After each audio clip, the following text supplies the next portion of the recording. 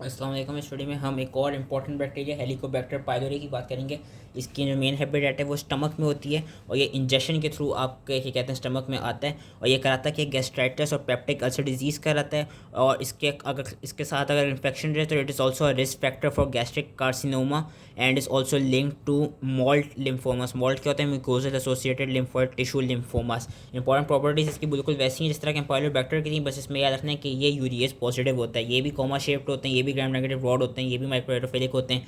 Pathogenesis और epidemiology क्या है? पैथोजेनेसिस की बेसिकली ये है कि ये करते क्या हैं, जो गैस्ट्रिक म्यूकोजा के अंदर म्यूकस सिक्रीटिंग सेल्स होते हैं ना, वहाँ पे जाके अटैच कर जाते हैं और वहाँ पे अटैच करके करते क्या है कि ये large amounts of ammonia produce करते हैं। जब large amounts of ammonia produce होता है तो उससे होता क्या है कि उससे जो वो होती है स्टमक एसिड होता है वो न्यूट्रलाइज हो जाता है, जिसकी वजह से ऑर्गेनिज्म जो है वो आपका स्टमक के अंदर सर्वाइव कर लेते हैं। एंड दूसरा क्या करते हैं, क्योंकि ये म्यूकोजा के ऊपर जाके अटैच होते हैं तो म्यूकोजा में जाके एक ये फिर इन्फ्लेमेटरी रिस्पॉन्स प्रोड्यूस करते हैं। इन्फ्लेमेटरी रिस्पॉन्स से क्या होता है, वो जो म्यूकोजा होता है वो डैमेज हो जाता है। जब आपका जो प्रोटेक्टिव म्यूकस कोट था वो जब डैमेज हो जाता है तो उसकी वजह से it predisposes the person to get gastritis or the person to have peptic ulcer disease।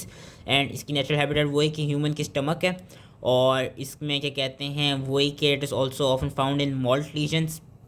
Clinical finding इसकी क्या है? क्लिनिकल फाइंडिंग इसकी बेसिकली ये है कि ये क्योंकि गैस्ट्राइटिस और पेप्टिक अल्सर कराता है तो इसमें रिकरेंट पेन देखा जाता है अपर एब्डोमेन में, which is also frequently accompanied by bleeding in GI tract. Bacteria में नहीं होती क्योंकि सिर्फ स्टमक में ही होता है। लैब डायग्नोसिस की क्या है तो हम ग्राम स्टेनिंग कर सकते हैं। दूसरा यूरियस पॉजिटिव होता है, इसके लिए यूरिया ब्रेथ टेस्ट किया जाता है जिसमें हम करते हैं क्या है कि हम बेसिकली रेडियो एक्टिव यूरिया को इंजेस्ट कराते हैं। अब अगर तो ये स्टमक के अंदर प्रेजेंट होगा तो जो यूरिएस होगा ऑर्गेनिज्म का, जो यूरिएस होगा हेलिकोबैक्टर पाइलोरी का जो यूरिएस होगा वो यूरिया को क्या करेगा, उसको क्लीव कर देगा, जिसकी वजह से फिर रेडियो लेबल्ड CO2 इवॉल्व होगी और वो हमको ब्रेथ के अंदर मिलेगी। दूसरा सब क्या है, इसका स्टूल एंटीजन टेस्ट है जिसकी वजह से इसका एंटीजन हमें स्टूल में मिल जाता है और हम पेशेंट के सीरम में इसके खिलाफ IgG एंटीबॉडीज़ को भी देख सकते हैं।